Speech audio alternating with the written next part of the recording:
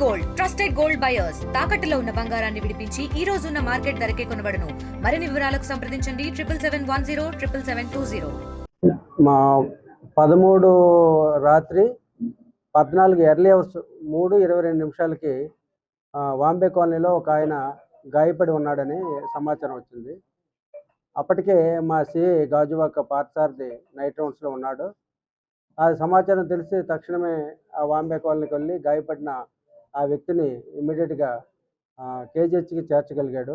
అలా చేర్చకపోతే ఆయన ప్రాణాలు పోయి ఉండేవి. ఒక ప్రాణం కాపాడే పరిస్థితి వచ్చింది.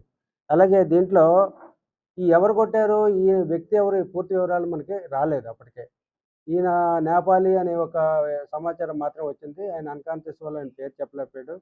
జీరో అనమాట. బ్లైండ్గా ఇన్వెస్టిగేషన్ స్టార్ట్ చేస్తే అందులో భాగంగా సీసీ ఫుటేజ్ మాకు దొరకడం జరిగింది. ఆ సీసీ ఫుటేజ్లో 3 వ్యక్తులు, గూనూరు హేమంత్ కుమారు, గూనూరు వెంకటరమణ, ఆడారి వెంకటరమణ అనే 3 వ్యక్తులు ఆయన కర్రలతో కొట్టి గాయపరిచారు. దాని మీద అటెంప్ట్ మర్డర్ కేసు నమోదు చేసాం. ఆ సీసీ ఫుటేజ్ ఆధారంగా వీళ్ళు 3 కొట్టినట్టు మాకు సమాచారం వచ్చింది. మేము సేకరించగలిగాం. వెంటనే వాళ్ళని అదుపులో తీసుకుని కొద్ది గంటల్లోనే, కొద్ది షార్ట్ నోటీస్లోనే 4-5 అవర్స్లోనే ముద్దాయిల్ని ఐడెంటిఫై చేసి వాళ్ళని కస్టడీలో తీసుకొని ఈరోజు రిమాండ్కి పంపిస్తున్నాం. ఈ కేసు ఇంత ఎర్లీగా దర్యాప్తు చేయడానికి సీసీ ఫుటేజ్లు పూర్తిగా హెల్ప్ చేశాయి.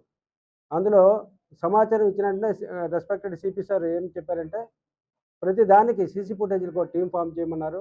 ముద్దాయిని గాలించడానికి ఒక టీం ఫామ్ చేయమన్నారు. అలాగే ఇంజూర్డ్ పేరు అసలు ఏమీ తెలియదు అనమాట. పేరు, ఊరు ఏమి తెలియదు. వాటికి ఒక టీం, అలా కొన్ని టీమ్స్ 5 టీంలు ఫామ్ చేసాం. మరిన్ని వీడియోస్ కోసం ఛానల్ ని సబ్స్క్రైబ్ చేయండి. లేటెస్ట్ అప్డేట్స్ కోసం వాట్సాప్ ఛానల్ ని ఫాలో అవ్వండి. ఆ లింక్ డిస్క్రిప్షన్ లో ఉంది.